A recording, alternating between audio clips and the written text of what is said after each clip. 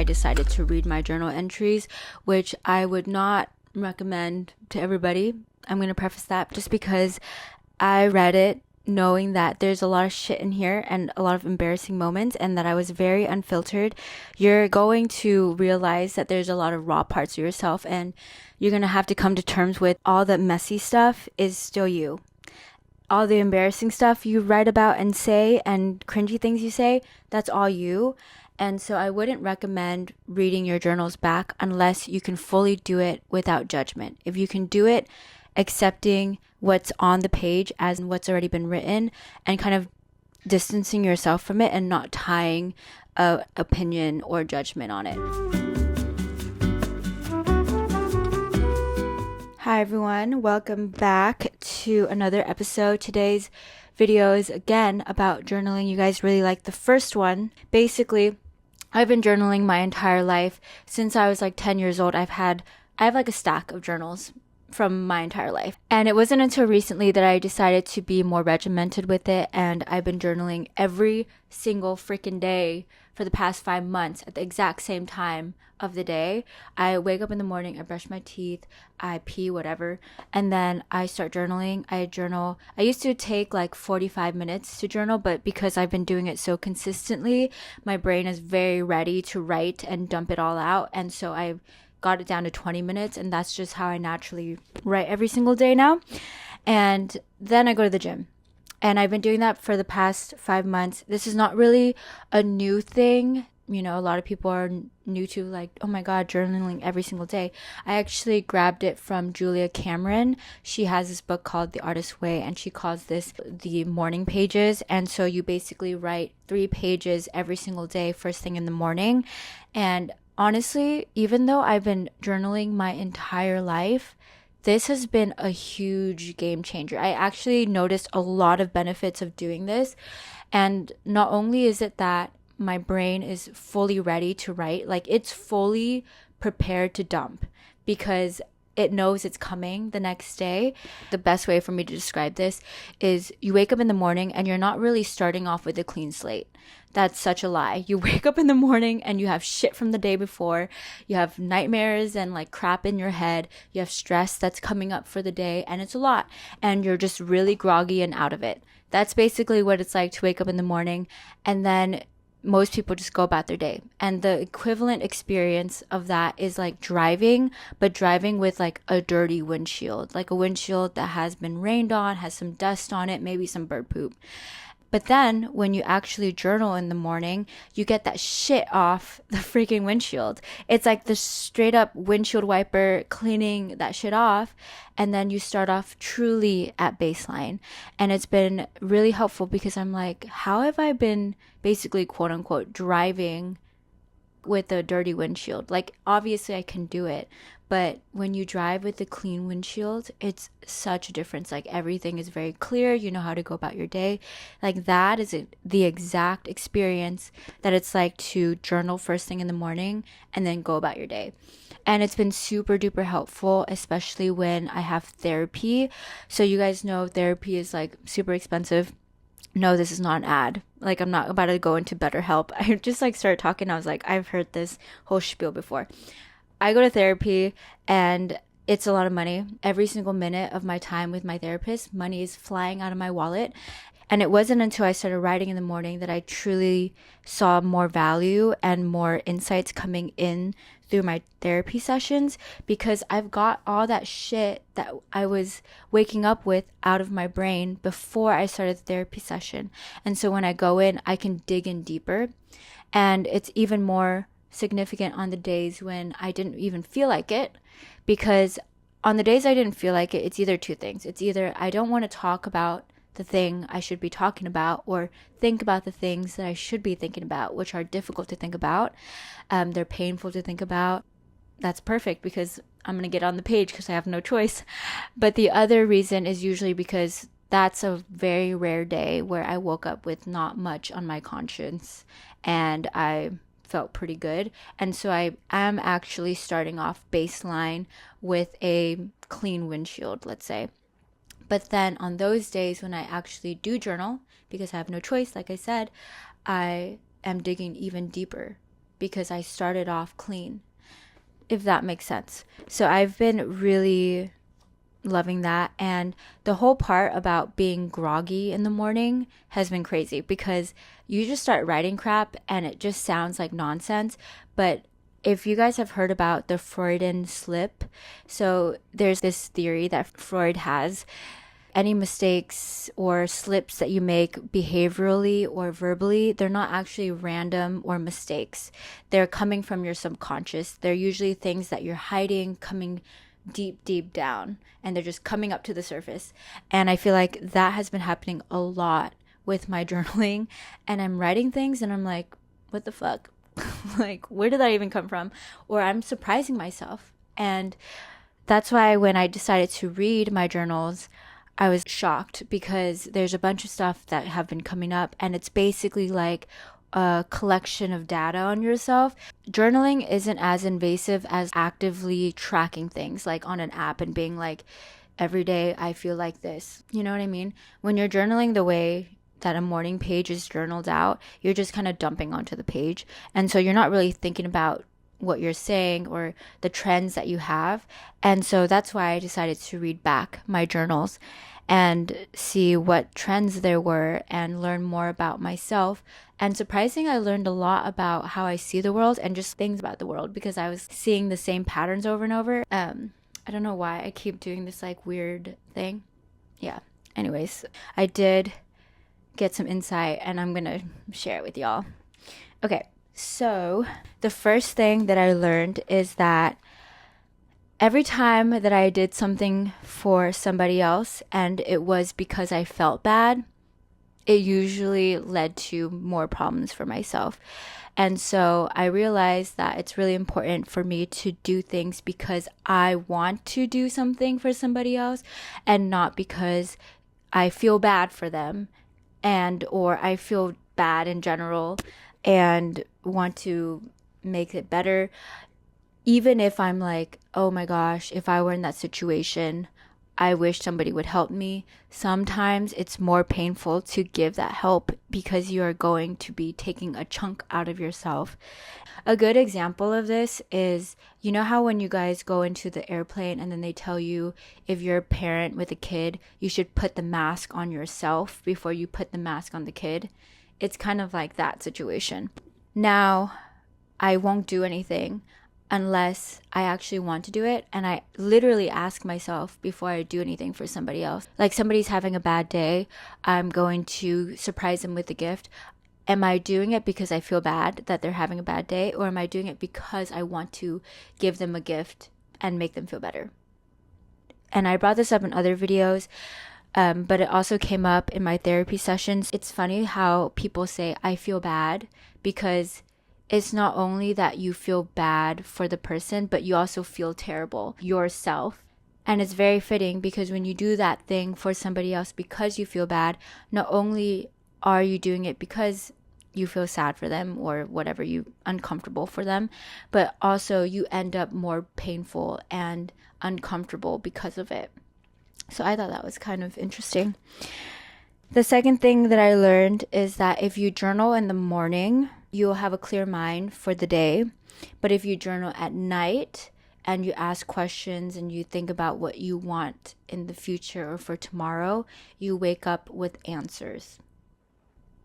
The third thing that I learned and realized from reading my journals is that when you make too many plans and you have too much fun, it is actually like being a hamster on a hamster wheel.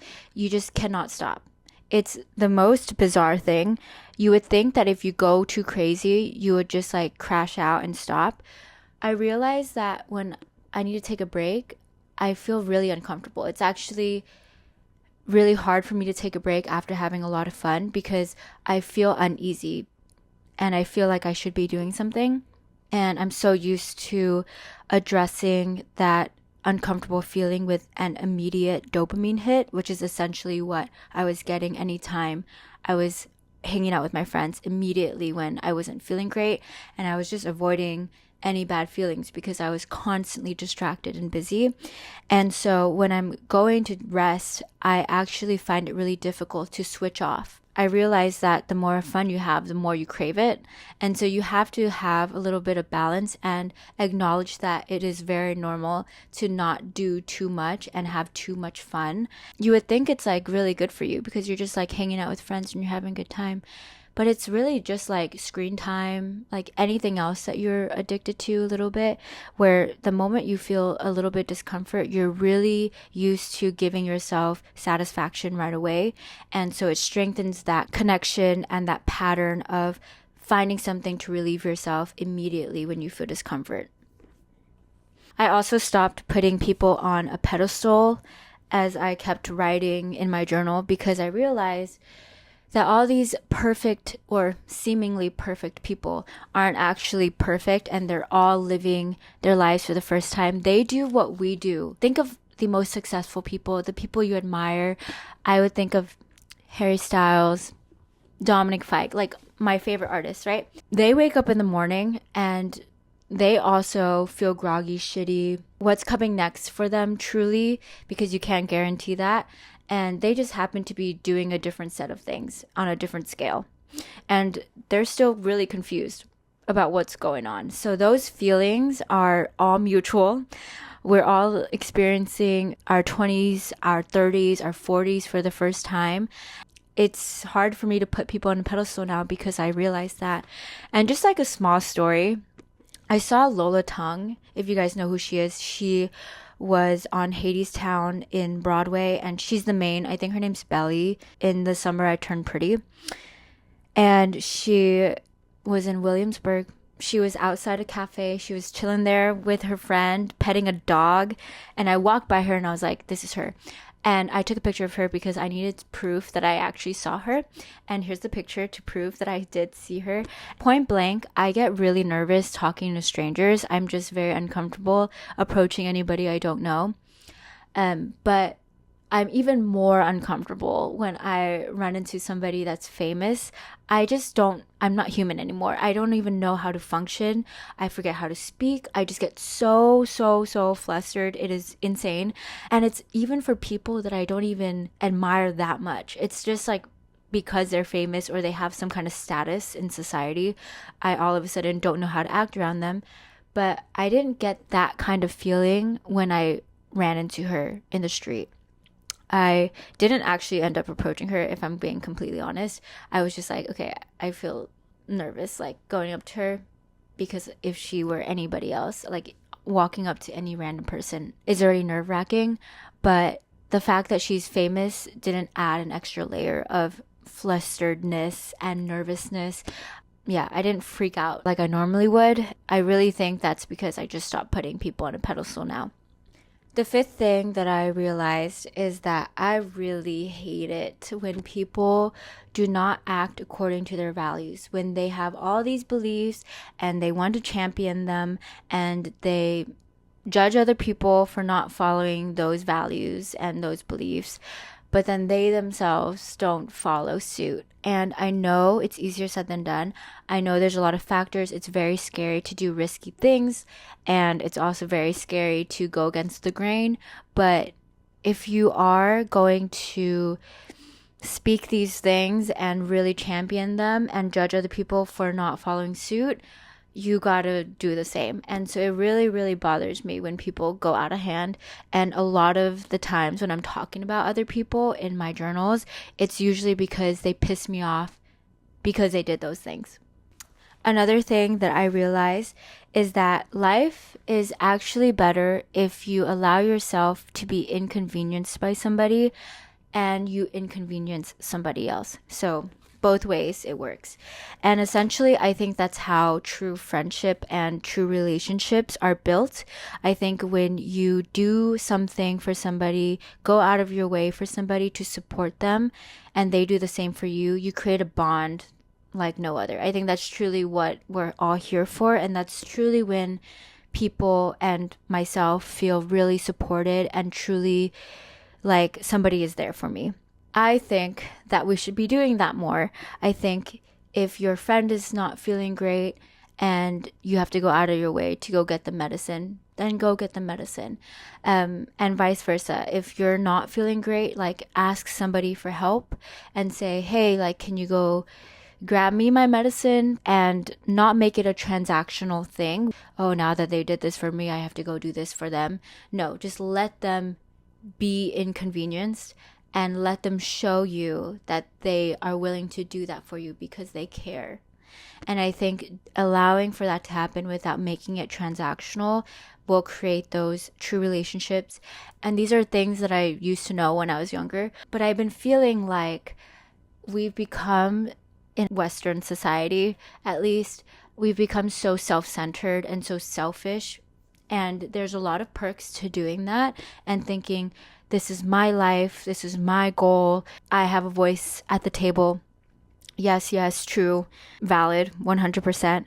But it's also funny how when we do something for somebody else that isn't very convenient for us, that we actually feel better. Naturally, inside, deep down, you're like, I actually feel really good for doing something for somebody else when I could have done something else that was way more out of sight, out of mind for myself. If we keep doing these things, we will grow as a society and realize it's not just about me all the time, and there's a give and take. It's me and the world. It's me and the community. And this goes perfectly hand in hand with my next one, which is about conflict resolution. So I used to be very much like a black and white person. If I don't get my way and you get your way, I lost. And then vice versa. And that's the only way that a conflict can be resolved. But I kept forgetting that there's a such thing as negotiation and a gray area, which is a lot more uncomfortable to get to because you have to do a little bit of back and forth and listening and coming to a middle ground. But you can have two winners, guys. Like, you can be semi-happy and the other person can be semi-happy. And that is a really good outcome. It doesn't have to be you are super happy and the other person feels like shit, and vice versa. And I know, again, this is one of those things where it's like, duh. And I genuinely knew this when I was little. But like I said, I've just grown up more influenced by the me culture. And I forgot. Some of you guys have been saying you really like the little personal anecdotes that I've been adding. So I'll say this. I got into a really big fight with my dad this week. I actually haven't talked to people about it, but we made a compromise. And he decided to accept that I have tattoos and I have a lot of them. Just accept me as I am and not be pissed off at me for all the decisions I made in the past to keep getting them. And then I decided that I would stop getting them. And that was a compromise, because if it were that I won, I would keep getting all my tattoos. And then if he won, he would disown me for already having my tattoos. And I would just be really sad. And so we came to a middle ground. I'm not going to get any more, but you're going to accept me for what I have and not bring up the fact that I have so many already. And that was a gray area that we came to. He and I are both very, very happy that our relationship is still intact and strong, and we grew from it. The last two, these are just things I learned about myself, right? I think this is going to be so relatable because I'm just so relatable. I hated the beach, loved the beach, and now I'm like hating it again. I cannot stand summer for this one reason. It's the fact that I have to be freaking naked, almost naked, when I'm on the beach. Like, why? Who normalized that? Why isn't it okay for me to just wear a rash guard and like shorts? Like, why? You know, you can wear the material of athletic clothing is perfect for swimming. You could totally wear your gym fit into the water and it would dry very quickly. So you don't actually have to wear a swimsuit. But it's like standardized to like wear it. And so it makes me feel very pressured and uncomfortable that I am wearing my swimsuit, because all I really want to do is just swim and enjoy, you know, sitting there with my rolls of stomach fat folding over itself because I just freaking ate, or because that's what it looks like when I'm sitting, like, you know, in a C position. What do you want me to do? Where did you think the skin was going to go? And that makes me really insecure. And so when I'm on the beach and I'm wearing a bikini where I'm just like showing more skin, I'm like so self-aware. I'm like, you gotta sit like this, like don't squeeze your arm too close to your body, because the moment you do, your freaking arm looks massive, and I don't want to look like that. Like there's so many, sorry if this is really triggering, but like this is like really what I think about. And so I'm not thinking, oh, like I love the beach, it's so pretty, I'm so happy I'm here, I can't wait to go into the water feels good. I'm thinking, oh, like I hope I don't look freaking weird, like I need to stand like this and I need to move like this, or just don't eat that freaking piece of bread, because if you eat it, it's going to show on your stomach. So I have a lot of body dysmorphia. That's something that I have an issue with. A lot of self-image talk. And I think because I've been reading the entries from the past few months when it's been getting warmer, and so it's time to like go to the beach, I've been talking a lot about it. And the summer bod is just not what I'm thinking about right now. I'm thinking about career, guys. I'm thinking about friends. I'm thinking about boys, unfortunately. Not my body. My body right now is my least interesting thing about myself. There's another era, maybe another time, another decade in my life where I will be the really, really fit girl with abs, but it's not this one. At least not 2025 for now. You know, that's so funny too, because in my New Year's resolution, I said I would get Gracie Abrams abs, which I did. I did get some abs. I got them in the beginning of this year. And then I was like, I did it. Okay. Maintenance for this is crazy, guys. You got to work so hard to like look like that, and when it's not genetically in your favor.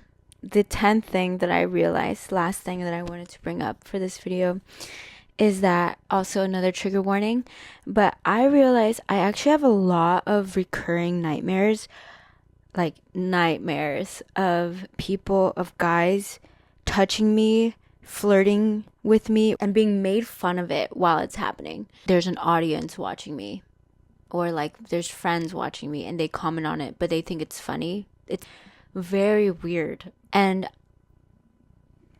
it's recurring. Like it's come up in multiple entries because I woke up and then I recorded them right away.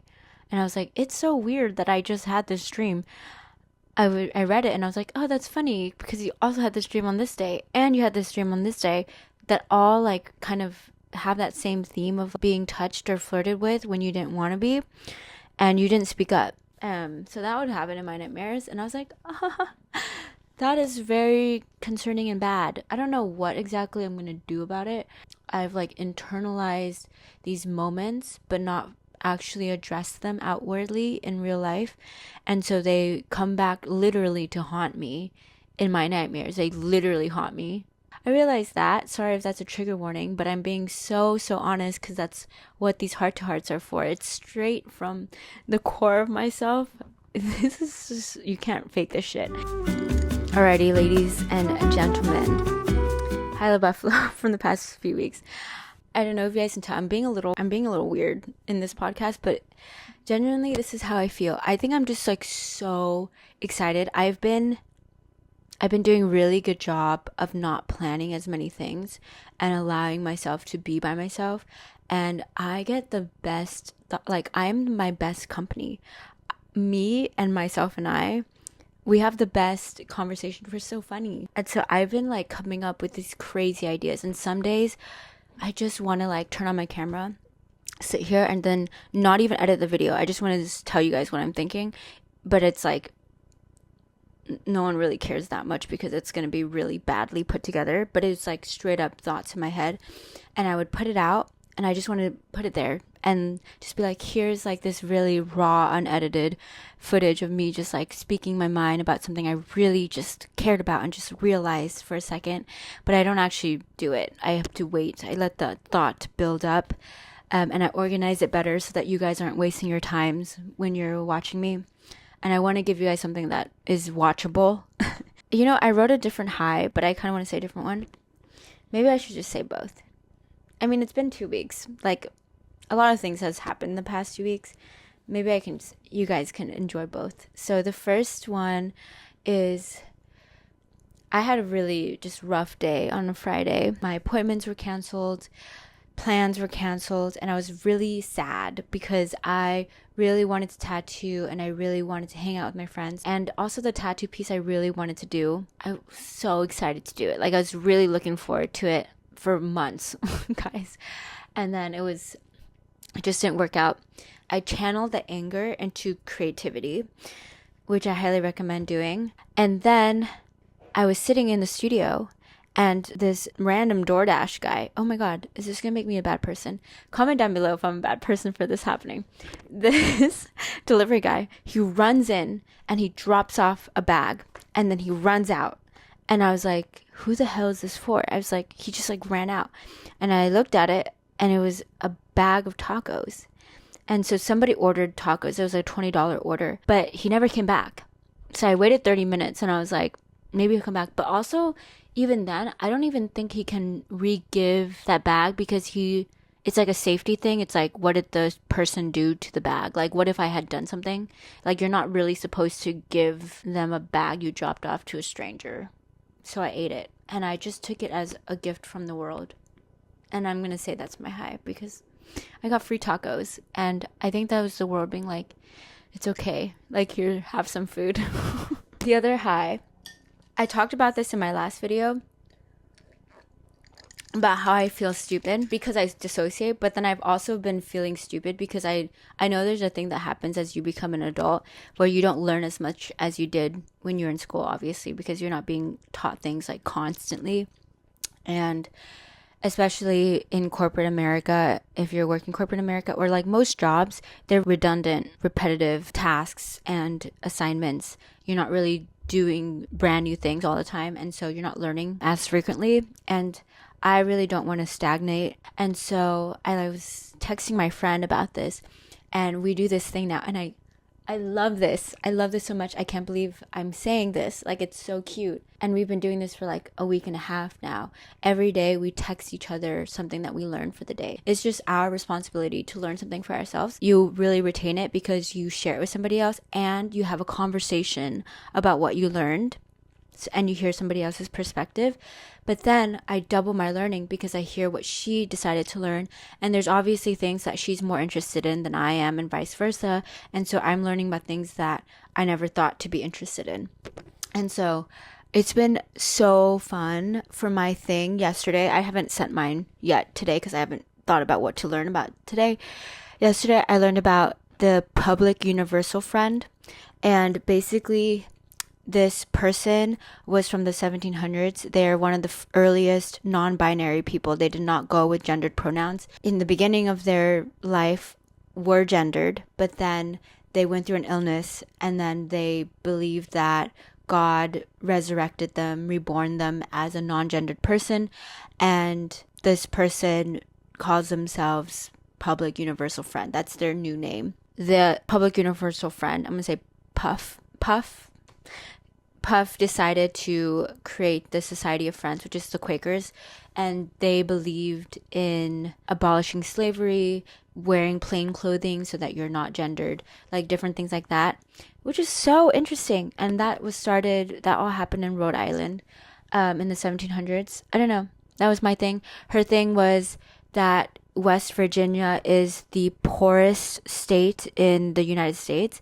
It basically has a few companies there. The top companies are like Walmart, Lowe's. A lot of healthcare is over there, which makes sense why a lot of corporations would go there, because I'm like thinking about it. It's like, yeah, you save a bunch on rent and taxes. That's been my high. For my low, I'm planning a trip to South Korea with my family. I'll be in South Korea in September, which I'm very excited about.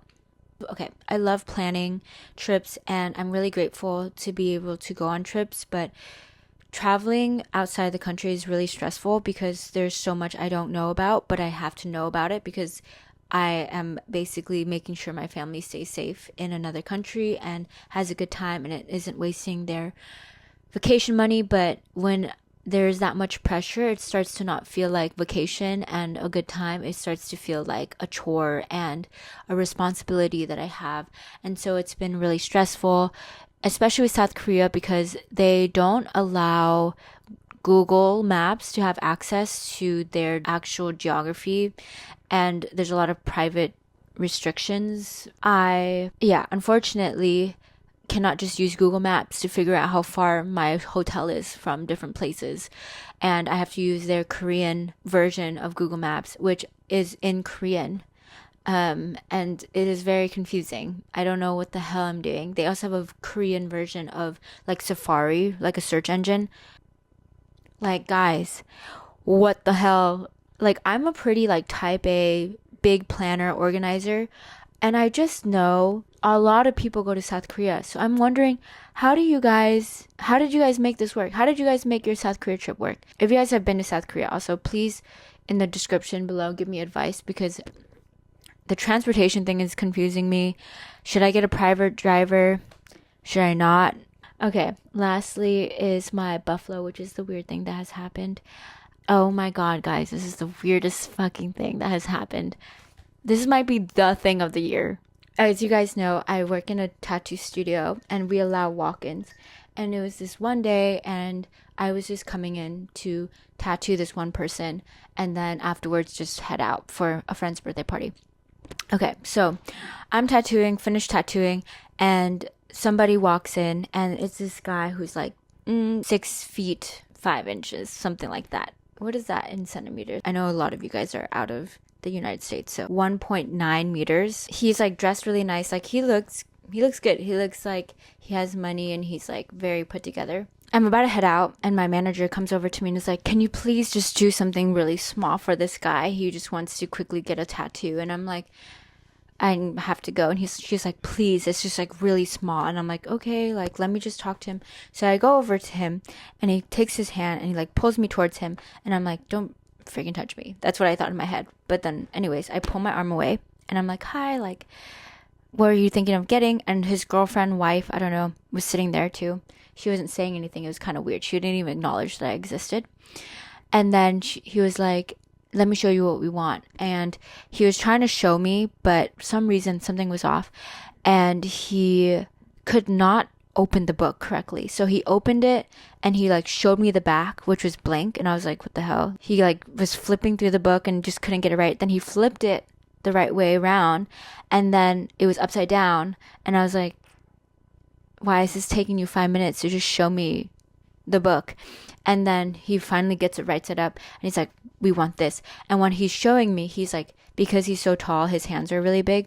So his hand was like completely wrapped around my arm. So he like put it back there and like was pulling me and his face was so close to my face. I was so afraid that if I turned my head by like literally 15 degrees, I would like kiss him or something. I was like, you're really fucking close to me. And just acknowledge that I am 5'1". I'm really short and he was really, really tall. So he had to like fully bend over to be like that close to me. Very bizarre and uncomfortable. And because I felt uncomfortable, I was like, I really don't want to do this. And I was going to go anyways. So I was like, okay, like give me 1 second. I'm going to go talk to my manager and let her know. As I was about to walk over to my manager, in the front of our studio, we have like this little fish pond, like little kind of fountain thing. And it's just like on the floor. And it's like, you know, you can look at fish from the top. And he's like, oh my gosh, is that a little pond? And I was like, yeah, you can just take a look at it. I'm going to go talk to my manager. And before I even like walk away, this guy walks over to the fountain, puts both of his fucking hands into the water and fishes out a fish. Like he's fully trying to fish a fish from the pond. And I'm literally watching this happen and I'm in disbelief. Like I was like, is this actually happening to me right now? Is this like happening? The vibe of our studio, the atmosphere is very classy, like zen. And I couldn't believe what I was seeing. And everyone in the studio was just like calm because we have clients. So we don't want to be freaking out. And my manager, and I can't believe she had to say this. She was like, sir, please leave the fish alone. Like, please do not touch them. The fact that you had to tell this grown man to not touch the fish in this pond, how do I have faith in humanity when shit like this happens? That was my buffalo. Yeah, very interesting for sure. Please send me yours. Hopefully, whatever is happening in your life is not as chaotic in terms of the buffalo or the low. Hopefully, you guys have a lot of highs to share with me. I love to hear them. Last episode, guys, not as many people sent me their Hilo Buffalo, so I'm really upset. You guys have to send them because we have this pact that you did not consent to joining, where you have to let me know what's going on in your life. If you're listening to this on Spotify, you can also leave a comment on every single episode, so there's actually no excuse. Yeah, thank you guys so much for listening, and don't forget to like, comment, and subscribe if you're watching on YouTube. Follow and rate the podcast, comment on the podcast if you like, if you're listening on any other platform. And yeah, bye.